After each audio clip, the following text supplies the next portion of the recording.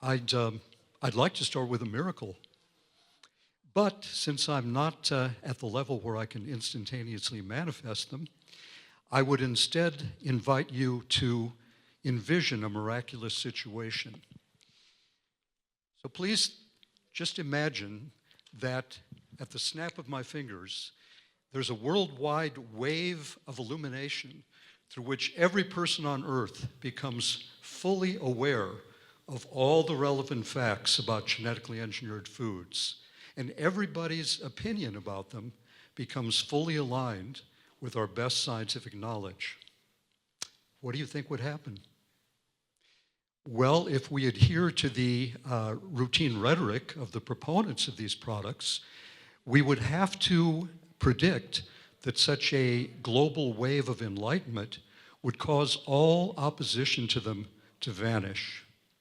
Because in the rendition of reality that they propound, all of the opposition is based on ignorance of the facts and based on irrational, unscientific fears.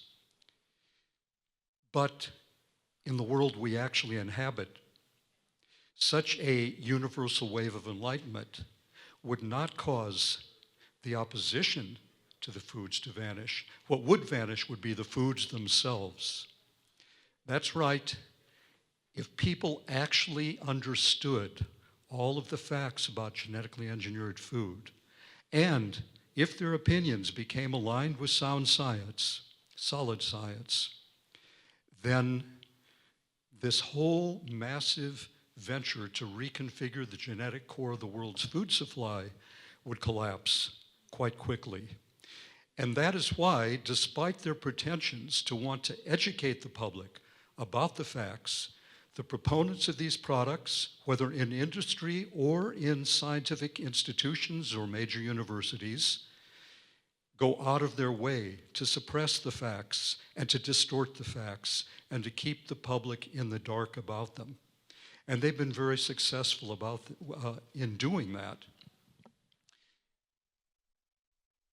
Now, during the next 50 minutes or so, I am going to be sharing with you extensive information that will help clear up many of the key distortions, many of the key deceptions that have been propagated in the name of science, and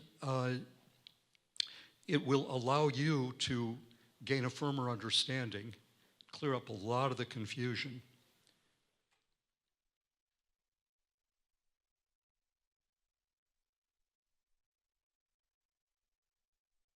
And by the end of the presentation, you will see that there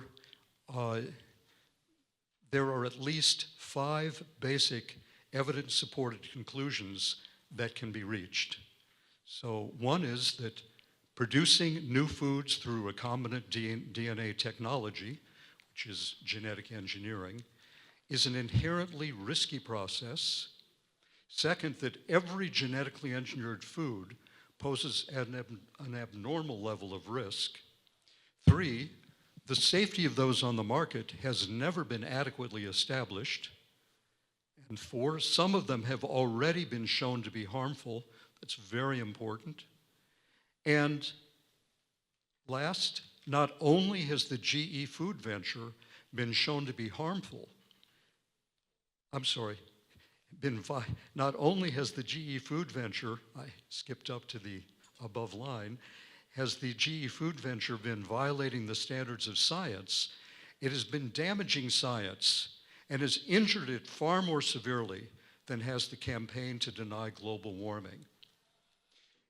Now, of course, any advocates of genetic engineering who heard me recite these assertions would by now be livid. In fact, they'd probably be standing up and screaming. And the fact that nobody's standing up and screaming, I think, implies that none of you are strong advocates of GMOs.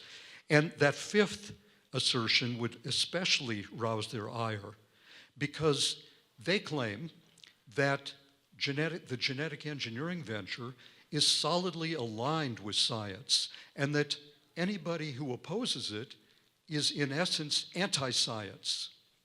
And They claim that, in fact, the opposition to genetically engineered foods is on a par with the campaign to deny climate science, to deny climate change. And they classify opposition to GMOs as, along with the campaign to deny global warming, as a key component in a major war that's being waged against science.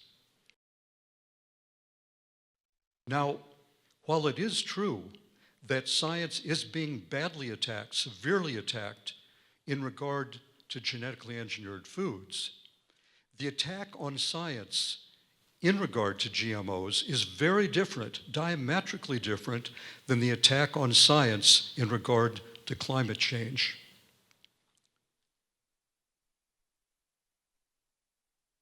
When it comes to climate change, the attack on science is coming from outside the scientific community. But in the case of GMOs, the attack on science is coming from inside the scientific community. It's an inside job that's especially insidious, and that's because it's being waged. The key people waging it are actually part of the scientific community, and they are acting under the banner of science. My book, Altered Genes, Twisted Truth, solidly documents this assault on science, this inside assault on science. An assault on science, probably one of the worst that's ever occurred, in the name of science. And it documents there's been systematic twisting of the truth. So the part of that twisting, the deception, is that the process of creating GE foods, and sometimes they'll be referred to as GM foods. So GE stands for genetically engineered. GM stands for genetically modified, not the car manufacturer. The process of creating GE foods has been deceptively described to make it appear much more precise and far less disruptive than it actually is. Concomitantly, natural processes have been falsely described to make them look less precise and more disruptive than they actually are. So, by misrepresenting the GE process as precise and predictable, while portraying natural processes as unnaturally random and unruly, many scientists have induced the false impression that genetic engineering is natural and innocuous. Very false impression. Further, as in further twisting of the truth, false statements have consistently been issued about the tests on genetically engineered foods to cover up the substantial troubling results. What's more, the evidence that demonstrates the distortion of the evidence is solid, and its solidity has been attested by many experts. And my book presents a large amount of this evidence, and the presentation in the book has been praised by many experts. One of them is John Eichard, Professor Emeritus of Agricultural and Applied Economics at the University of Missouri. He stated about the book, "The evidence is comprehensive and irrefutable. No one has documented other cases of irresponsible behavior by government, regulators, and the scientific establishment nearly as well as Druker documents this one." Another expert who has praised the book is David Schubert, a professor at the Salk Institute for Biological Studies, and the head of cellular neurobiology there. And he stated that the book is scientifically solid and truly outstanding, and through its masterful marshaling of facts, it dispels the cloud of disinformation that has misled people into believing that GE foods have been adequately tested and don't entail abnormal risks.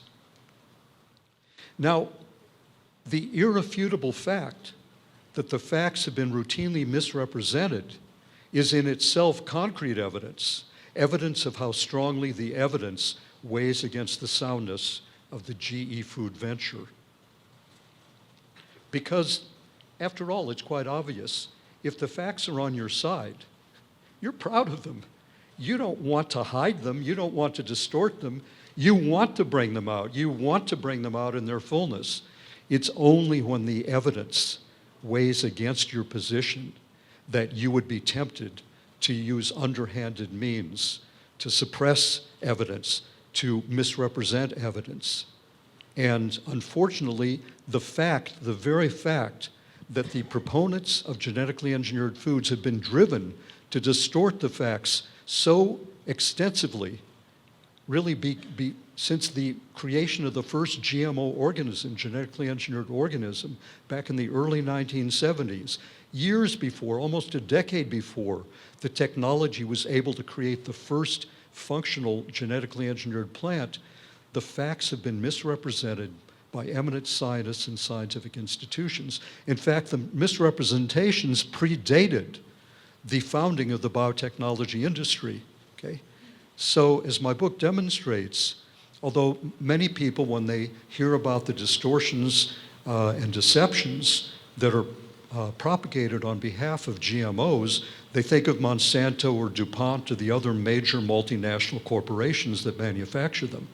And clearly, those multinationals have been guilty of many distortions, but they probably wouldn't have invested the millions and millions in developing genetically engineered foods in the first place if the groundwork had not been laid, if the public had not been properly pacified about these, and the governments had been also induced to have a promotional policy by misrepresentations that were propagated by eminent constituents of the scientific establishment. It's very important to understand. So the key deceptions have been disseminated by individuals and organizations operating in the name of science, under the banner of science. And they're probably, most of them, not even aware of the extent to which they have been disfiguring the facts. And for one thing, they pretty much talk to one another. And as we know, if a untruth is repeated often enough and one hears it back from one's peers, one starts to believe it oneself. There's a lot of self-deception that's been going on. And unfortunately, not just self-deception, but deception of government regulators, of the media, and the public. There's also lack of evidentiary basis on which a genuine consensus, scientific consensus, could have formed. We'll be seeing that as we review the evidence that is accumulated about the risks of genetically engineered foods. And one of the very telling studies that was done, it was a review of 8 scientific reviews that had been performed on genetically engineered foods. It was performed by Sheldon Krimsky, a professor at Tufts University, and it was published in a peer-reviewed journal in 2015. And it was titled, whoops, I was going backwards, excuse me. Here we go. His review article was titled An Illusory Consensus Behind GMO Health Assessment. So right in the title, you can see his main conclusion is in fact, here's the key statement: one cannot read these systematic reviews and conclude that the science on health effects of GMOs has been resolved within the scientific community.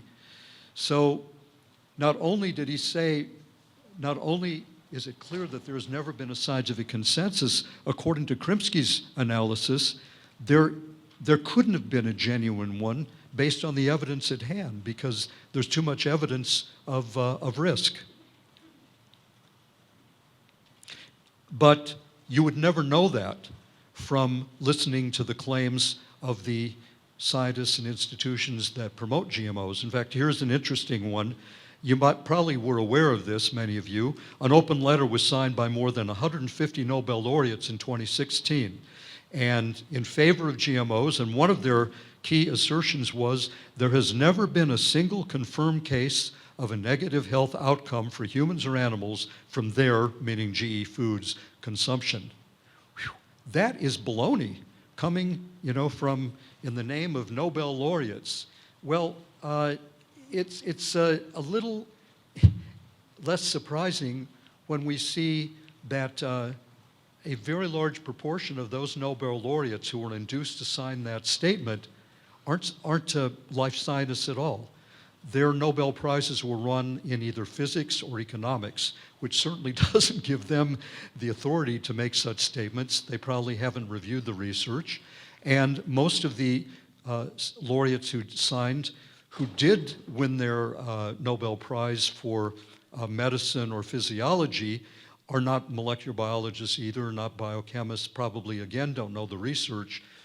There was one Nobel laureate who actually has a key position with a biotechnology company who basically got all these other scientists to sign on and inducing them, telling them that basically science is under attack and this is very important, so he got them to sign on. But look at this, they've sullied their integrity because they signed something they took his word for it, and they were misled, and through that, their letter has misled hundreds and hundreds of thousands of people, because this has been well publicized and cited in many newspapers. In fact, it's very interesting. It was publicized to the world at a press conference at the National Press Club in Washington, D.C., and that biologist who organized it all, he was helped at that with a former PR person from Monsanto who was then moved on to having his own PR firm. So it was a propaganda stunt, but it's been very effective. Speaking of no harm from shown associated with any approved crop, the most widely planted and widely consumed GMO crop of them all, Monsanto's Roundup Ready soybean, was subjected to rigorous long-term testing, 2 years. Most testing is either short-term or medium-term, which is only 90 days. 2-year testing, and the results generated produced 4 different published papers published in scientific peer-reviewed journals. And among the harms to the mice that were fed that soybean that were documented were disruptions to the functions of the liver and the pancreases, hardly minor inconveniences. Oops. So got ahead of myself there. Also, another genetically engineered crop that has been on the markets for many years and that hundreds of millions of people have been consuming. It was a variety of corn, or maize, more technically termed, but a variety of maize that Monsanto had produced to be resistant to Roundup. Okay, NK603 is the technical name of that variety. Now, a group of scientists in Europe subjected that GMO corn to long-term testing. Monsanto had gotten it approved based on a 90-day test, medium test. So they wanted to test it for 2 years and see what would happen. And they replicated what Monsanto had done, except they made the test more rigorous. They, they tested the corn as sprayed with Roundup.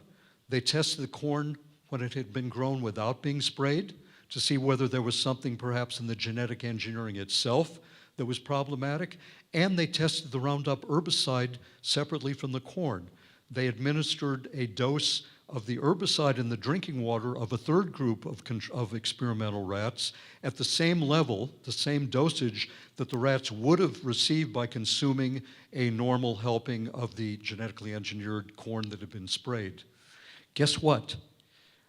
They found that all 3 categories of experimental rats suffered significant harm, all 3. So the corn, when sprayed with Roundup, was found to be toxic to livers and to the kidneys. The corn, when unsprayed, was also toxic, and the Roundup on its own was found to be toxic. So not a very good, not, so of course, this study was soundly attacked, roundly, I shouldn't say soundly because the attacks were unsound.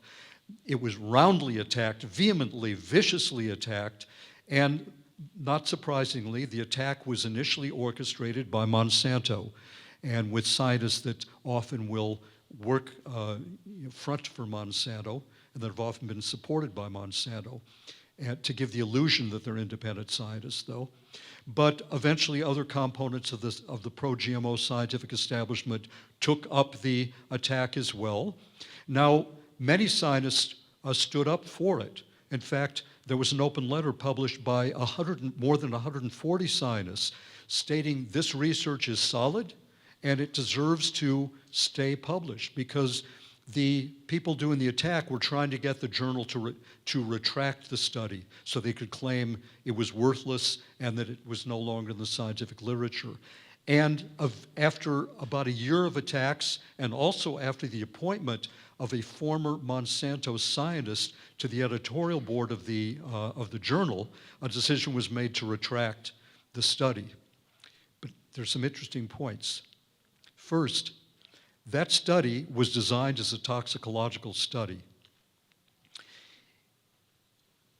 In the course of the study, it detected an abnormal rate of tumor growth within the experimental rats that were eating the GMOs, or the Roundup.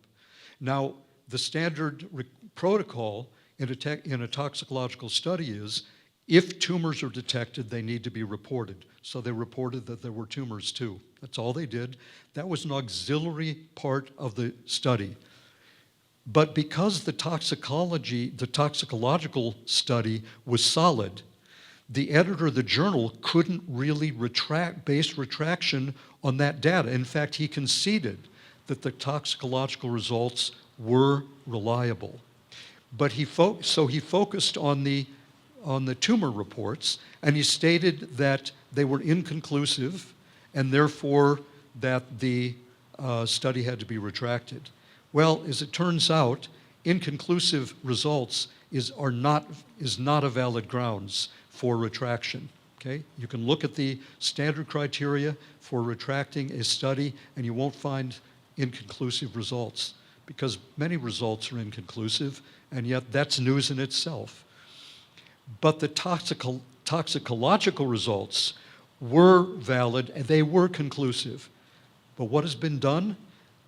The scientific establishment has focused solely on the tumor results. They have pretended that the study was designed as a carcinogenicity study, and they say it was a flawed carcinogenicity study, and they've completely suppressed the fact that it was designed actually as a toxicological study, and it was a very sound toxicological study with very sound and troubling results. And even eminent institutions like the UK Royal Society, they play that game. Our National Academy of Science here in the US, they played that game.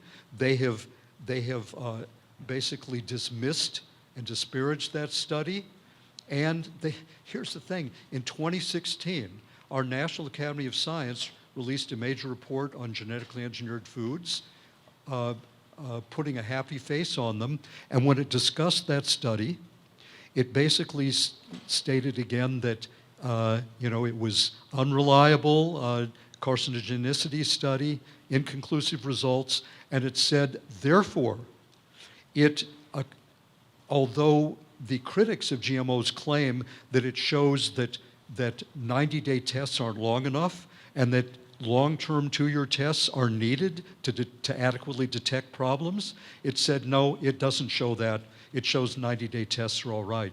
When clearly the toxicological results did show that 90-day tests were not adequate to screen for all of the problems, that it often will take longer for the full toxicological effects to manifest. That's just scientific fraud, but it's happened.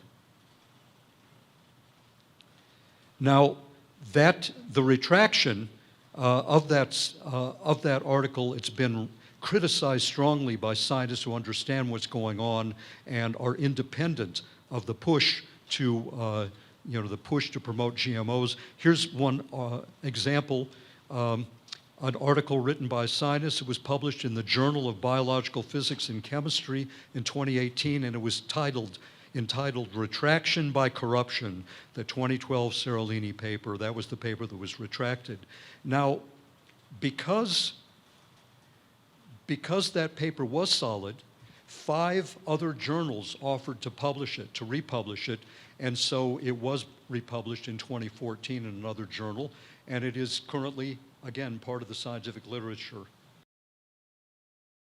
One of the other standards of science that's been badly broken is the fear that's been created within the scientific community to express concerns about GMOs. Scientists who do have concerns have been made afraid to express them. And those that have expressed them, or have done research that have shown problems, or who have in any way stood up and gone against this push to promote them, they often, if they don't have tenure, they've been denied tenure. If they have tenure, their offices and privileges have been taken away. If they're trying to get a job in the private sector, they don't get it. There's a major chilling effect that's permeated the scientific community. That, again, goes against science. The lifeblood of science is open, honest communication of the facts and disagreement and honest argument. That's how scientific knowledge gets refined. It's not happening in the case of genetically engineered foods. People are really afraid to speak out. And there's a telling quote from Philip Riegel, a professor emeritus of biology at the University of Minnesota. He stated, and he's been involved in the movement to try to get the facts of genetic engineering out there much more, and he's been very bold, and he's come under a lot of attack. He stated, traditionally, scientists regarded intellectual honesty as part of collegiality, and there was accountability if one was caught telling lies. Accordingly, liars were blackballed. But since the rise of genetic engineering, the situation in molecular biology has to a significant degree become inverted. And when it comes to that technology, one gets blackballed for telling the truth. And he could have added, and gets rewarded for twisting the truth, because many people who twist it keep rising through the ranks.